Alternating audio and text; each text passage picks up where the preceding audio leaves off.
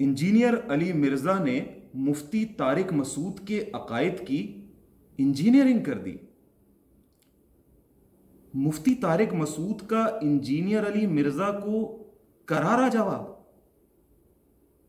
Engineer علی مرزا کا مفتی طارق مسعود پر جوابی حملہ۔ مفتی طارق مسعود کا انجینئر علی مرزا کو کھلا چیلنج۔ انجینئر علی مرزا نے مفتی طارق مسعود کی بولتی بند کر دی۔ مفتی طارق مسعود نے انجینئر علی مرزا کو شوباز کہہ دیا۔ انجینئر علی مرزا نے مفتی طارق مسعود کو حاسد مولوی قرار دے دیا۔ اما یہ کیا ہو رہا ہے؟ یہ دین پر گفتگو ہے یا WWF کا کوئی ریسلنگ میچ؟ ان دو صاحبان علم کی سوشل میڈیا پر مہینوں سے جاری جنگ ہماری آج کی اس ویڈیو کا موضوع ہے۔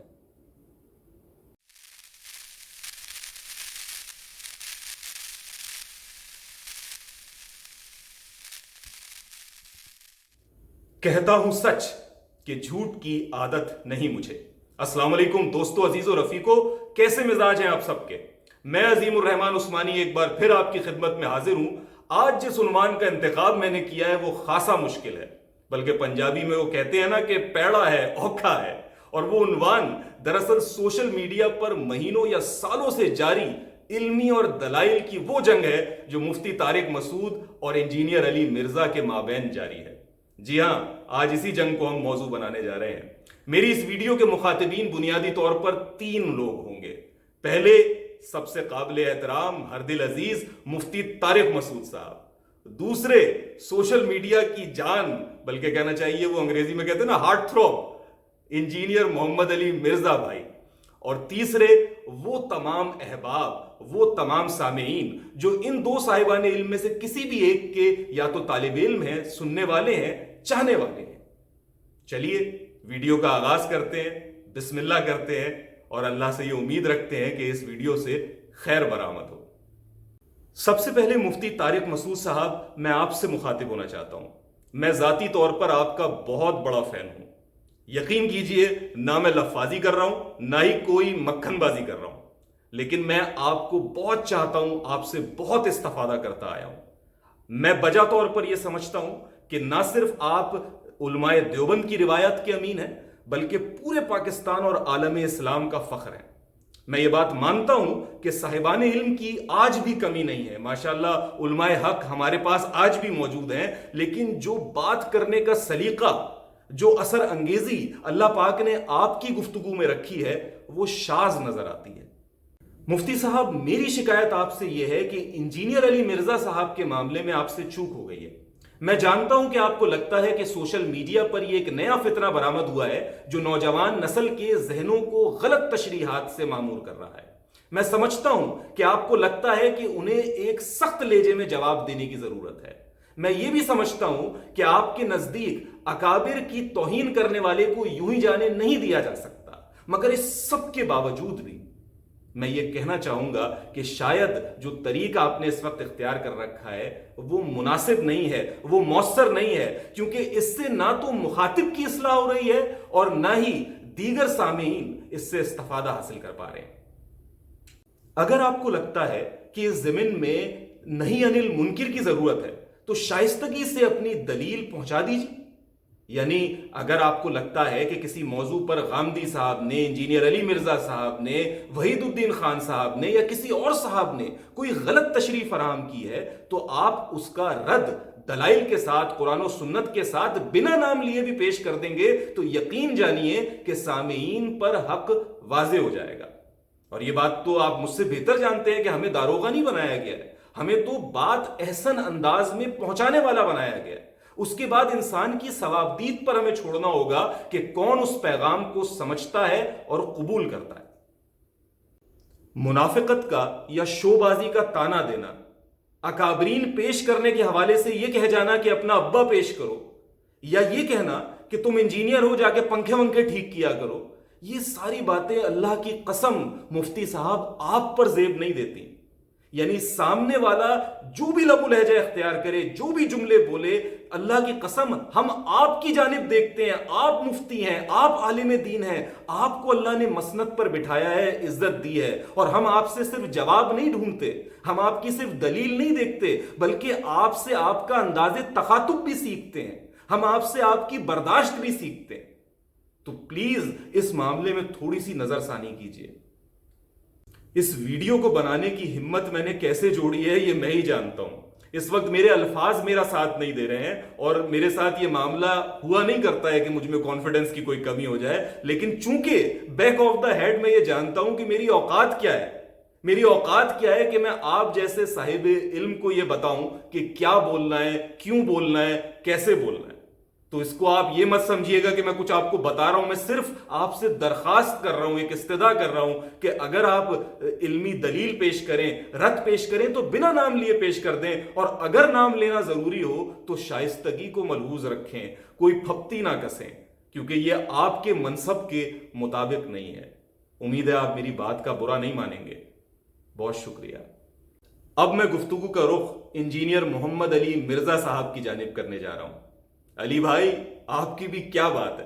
سر، میرا المیہ یہ ہے کہ میں مفتی طارق مسعود صاحب کی بھی آخری درجے میں عزت کرتا ہوں، اور میں آپ سے بھی بہت استفادہ کرتا آیا ہوں۔ آپ کی ویڈیوز بھی میں جانے کب سے دیکھ رہا ہوں۔ کچھ عرصے پہلے میں چونکہ ایک چھوٹا موٹا بلاگر بھی ہوں، چند ہزار مجھے بھی فالو کرتے ہیں، تو میں نے ایک تحریر لکھی تھی، ایک سلسلہ لکھا تھا جو آپ تک پہنچا بھی تھا، جس میں میں نے نمائندہ ذہن ساز اہل علم کی فہرست تیار کی تھی۔ اس میں نے مفتی طارق مسعود اور آپ دونوں کو شمار کیا تھا۔ یعنی میرے لیے تو یہ بڑا المیہ ہے، بڑے صدمے کی بات ہے جب میں آپ دونوں کو علمی طور پر گتھم گتھا دیکھتا ہوں۔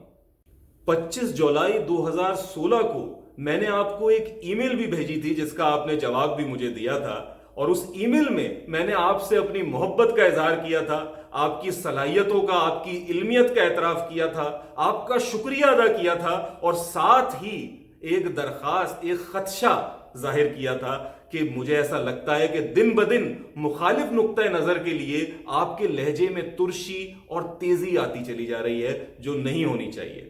میں جانتا ہوں کہ علماء سو بعض اوقات انسان کو اس درجے لے جاتے ہیں کہ وہ سخت ہو جاتا ہے، تلخ ہو جاتا ہے، لیکن دین کا سب سے بڑا امتحان یہی ہے کہ ہم نے تلخ نہیں ہونا، اور ہم نے اپنی بات کو ایسا انداز میں بیان کرنا ہے۔ دیکھیں علی بھائی، میں جانتا ہوں کہ آپ شخصیت پرستی یا فرقہ پرستی کے خلاف ہیں۔ آپ یہ چاہتے ہیں کہ لوگ قرآن اور سنت سے جڑیں، چہ جائے گا یہ کہ وہ کسی شخصیت کے عشق میں یا اس کی اندھی تقلید میں مبتلا ہو جائیں۔ لیکن علی بھائی، یار یہ تو کوئی صحیح بات نہیں ہوئی کہ آپ اپنے مخالف نقطہ نظر کی اکابر کی کتب میں سے چند باتیں ایسی نکالیں جو متنازع ہیں، یا چلیے میں آپ کی مان لیتا ہوں متنازع بھی نہیں ہے، غلط ہے، جو انہوں نے غلط کہہ دی اپنے علمی سفر کے دوران، اور اسے اس انداز میں اپنے سامعین کے سامنے پیش کریں کہ آپ کے سننے والے ان حضرات سے، ان علمی شخصیات سے مکمل طور پہ متنفر ہو جائیں، ان کے اوپر ہنسنے لگیں۔ یہ تو پھر ایسا ہے کہ جیسے آپ نے ان کے سارے علمی سفر کو زیرو سے جو ہے وہ ملٹیپلائی کر دیا اور صفر کر ڈالا۔ یعنی حد سے حد ہم یہ کہہ سکتے تھے کہ ان کی فلاں بات درست نہیں ہے، یہ فلاں بات انہوں نے غلط کہی ہے اور ہم اسے نہیں مانتے، لیکن وہ ایک صاحب علم ہے اور ان کی دیگر باتوں سے ہم ایگری کرتے ہیں۔ جیسے قرآن مجید کہتا ہے کہ کم ٹو کامن ٹرمز، پہلے ان باتوں پہ آؤ جو ہمارے اور تمہارے درمیان مشترک ہیں۔ یعنی یہ اہلیان کتب کے درمیان گفتگو ہے، تو مسلمانوں میں تو اس کا اور بھی اہتمام ہونا چاہیے۔ پھر ایک ایسا ناممکن تقاضا کرنا کہ فلاں مسلک جو ہے وہ اپنے اکابر کو ڈسون کر دے، ٹھیک ہے، یا اکابر کی فلاں کتاب کو ڈسون کر دے، یا اس اسٹیٹمنٹ کو جو ہے نا وہ کفریہ قرار دے دے، شرکیہ قرار دے دے، یہ ممکن نہیں ہے۔ ظاہر ہے وہ اس کی تعویل کریں گے۔ اصل بات یہ ہے کہ اگر کسی مسلک کے بزرگ نے کوئی غلط بات لکھ بھی دی ہے، کہہ بھی دی ہے، اسے مان بھی لیتے ہیں ہم، تب بھی اس کی تعلیم جو ہے وہ مسند سے نہیں دی جا رہی۔ یعنی وہ جو آپ کلمے کی مثال دیتے ہیں، وہ دیوبند کے بھی حوالے سے اور بریلوی کے بھی حوالے سے آپ خوب جانتے ہیں، میں دہراتا نہیں اسے، تو وہ جو کلمے کی مثال دیتے ہیں، تو کیا وہی کلمہ مسند پہ بیٹھ کر مساجد میں یا مدارس میں بھی سکھایا جا رہا ہے؟ ظاہر ہے کہ نہیں سکھایا جا رہا۔ اس کا مطلب ہے کہ اس اسٹیٹمنٹ کو یا اس حصے کو پروموٹ نہیں کیا جا رہا۔ لیکن اگر اس کو ہائی لائٹ کیا جائے گا، اس کی نفی کرنے کے لیے ہی کیوں نہ ہائی لائٹ کیا جائے، تو ہوگا کیا کہ ممکن ہے کہ لوگ ان بزرگوں سے ہی متنفر ہو جائیں 100%۔ تو اس لیے جو ہے وہ اس سے اجتناب کر رہے ہوتے ہیں. تو جانے دیجیے. یعنی اصل بات یہ کہ اینڈ پروڈکٹ آپ کو اچھی مل رہی ہے, اور وہی بات کہ ہم میں سے ہر ایک خطا کا پتلا ہے. یعنی کون سا عالم دین ہے, یعنی پہلی صدی سے لے کر آج تک اٹھا لیجئے, جتنے علماء دین گزرے ہیں انہوں نے غلطی نہ کی اور بڑی بڑی غلطیاں نہ کی. یعنی تمام کیا کہتے ہیں فقہا کو اٹھا لیجئے, ان کے سٹیٹمنٹس میں اتنے بڑے بڑے سٹیٹمنٹ موجود ہے کہ آدمی پریشان ہو جاتا ہے. فتاوا دیکھ لیجئے, ایسے شاذ فتاوا نظر آتے ہیں کہ انسان سر پکڑ کے بیٹھ جاتا ہے. تو انسان خطا کا پتلا ہے, غلطی ہو جاتی ہے. دیکھیں میں یہ نہیں کہہ رہا کہ آپ نے مخالف کے باطل نظریات کو بیان نہیں کرنا ہے, ضرور بیان کرنا ہے, یہ تو فرض ہے. یعنی یہ میری بھی ذمہ داری ہے, یہ آپ کی بھی ذمہ داری ہے کہ کوئی بھی باطل چیز جو ہمارے ارد گرد موجود ہے ہم اسے ہائی لائٹ کریں, اسے بتائیں, لوگوں پر وہ بات واضح کریں. لیکن یہ وضاحت ہمیں احسن انداز میں کرنی ہے, خوبصورتی سے کرنی ہے, شائستگی سے کرنی ہے, مہذب انداز میں کرنی ہے, جگت لگا کر تانے دے کر نہیں کرنی. بس بتا دینا ہے کہ بھئی فلاں بات جو کہی ہے وہ اس دلیل کی بنیاد پر غلط ہے, ہم اسے مسترد کرتے ہیں, بات ختم ہو گئی. یعنی وہ آپ کا ایک سلوگن بھی ہے نا جو آپ کہتے ہیں کہ نہ میں وابی نہ میں بابی, میں ہوں مسلم علمی کتابی. تو سر علمی کتابی مسلم کو تو یہ اور سمجھنا ہے, کیونکہ کتاب یہی بتاتی ہے, کتاب یہ کہتی ہے کہ ہم نے احسن طریق سے گفتگو کرنی ہے, دعوت احسن طریق سے دینی ہے, پھر چاہے وہ غیر مسلم ہی کیوں نہ ہو, چاہے وہ فرعون ہی کیوں نہ ہو, ہم نے احسن طریق سے مہذب انداز سے کسی کی عزت نفس پر چوٹ پہنچائے بغیر اپنی بات کو پہنچانا ہے. تو سر یہ بات تو آپ نے اور بھی زیادہ سمجھنی ہے نا.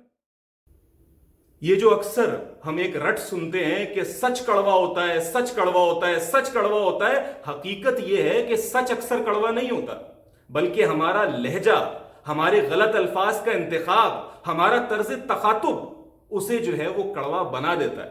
اس کی سب سے بڑی مثال رسول اللہ صلی اللہ علیہ وآلہ وسلم کی ذات مبارک ہے. ان سے زیادہ سچا تو کوئی نہیں ہے نا, لیکن انہوں نے ہمیشہ سچ بولا مگر کبھی کڑوا نہ بولا, اور اس بات کی گواہی ان کے بدترین دشمنوں نے بھی دی. تو علی بھائی, یہ آپ کے اس بھائی کی جانب سے ایک پیار بھری پھکی ہے آپ کے لیے. امید ہے آپ برا نہیں مانیں گے, اور یہ سمجھتے ہوئے بھی کہ بھائی میں ایک کم علم آدمی ہوں, آپ علم میں مجھ سے زیادہ ہیں, پھر بھی میری بات کو کنسیڈر کریں گے اور اس کے اندر کچھ بہتری لے کے آئیں گے انشاءاللہ. بہت شکریہ. اب میرے تیسرے اور آخری مخاطبین وہ تمام افراد ہیں جو ان دو صاحبان علم میں سے کسی ایک کو یا میری طرح دونوں کو سنتے آئے ہیں. آپ سب کے سامنے میں سورہ الحجرات کی 9ویں اور 10ویں آیت کا ترجمہ پڑھنے جا رہا ہوں, اور چاہتا ہوں کہ اس کے ایک ایک لفظ پر آپ غور کریں اور پھر اسے اپنے عمل میں لے کے آئیں. تو میں پڑھتا ہوں. اللہ پاک کہتے ہیں, اور اگر مومنوں میں سے کوئی دو فریق آپس میں لڑ پڑیں تو ان میں صلح کرا دو, اور اگر ایک فریق دوسرے پر زیادتی کرے تو زیادتی کرنے والوں سے لڑو یہاں تک کہ وہ اللہ کے حکم کی طرف رجوع لائے. پس جب وہ رجوع لے آئے تو دونوں فریق میں مساوات کے ساتھ صلح کرا دو, اور انصاف سے کام لو کہ اللہ انصاف کرنے والوں کو پسند کرتا ہے. مومن تو آپس میں بھائی بھائی ہیں, تو اپنے دو بھائیوں میں صلح کرا دیا کرو, اور اللہ سے ڈرتے رہو تاکہ تم پر رحمت کی جائے. تو دوستو دیکھا آپ نے, آپ کا کام مزے لینا نہیں ہے, آپ کا کام چسکے لینا نہیں ہے, آپ کا کام بھڑکانا نہیں ہے, آپ کا کام تعریف کے ڈونگرے برسانا نہیں ہے, بلکہ آپ کی نیت, آپ کی خواہش, آپ کی دعا یہ ہونی چاہیے کہ ان دو مومنین میں, ان دو صاحبان علم میں موافقت ہو جائے, ان میں جو بھی ڈیفرنسز ہیں وہ دور ہو جائے, اور اللہ پاک دونوں کی اصلاح فرما دے اور ان کو ذریعہ بنا دے ہماری اصلاح کا بھی. یہ نیت, یہ دعا, یہ کوشش ہونی چاہیے. اگر کہ آپ یہ سوچے بیٹھے ہیں کہ یہ دیکھیں گے کہ مفتی طارق مسعود نے انجینئر علی مرزا کو کیسا کرارا جواب دیا, یا انجینئر علی مرزا نے مفتی طارق مسعود صاحب کی بولتی بند کر دی, تو یہ پھر دین کی خدمت نہیں ہے بلکہ فقط آپ کے نفس کی تسکین کا سامان ہے. بہرحال میں ویڈیو کا یہاں پر اختتام کرتا ہوں. اگر ان دو بڑے صاحبان علم کے ساتھ ساتھ آپ مجھ حقر کو بھی, مجتہد آمن کو بھی سننا چاہتے ہیں تو میرے یوٹیوب چینل کو سبسکرائب کرنا نہ بھولیے گا. سبسکرائب کا بٹن دبائیں گے تو ایک بیل آئیکن آ جائے گا, اسے دبا دیجئے تاکہ میری ویڈیوز آپ تک پہنچتی رہے. کوئی بھی خیال ہو, منفی ہو, مثبت ہو, حمایت میں ہو, مخالفت میں ہو, مجھے آگاہ ضرور کیجیے گا. تب تک کے لیے اللہ حافظ.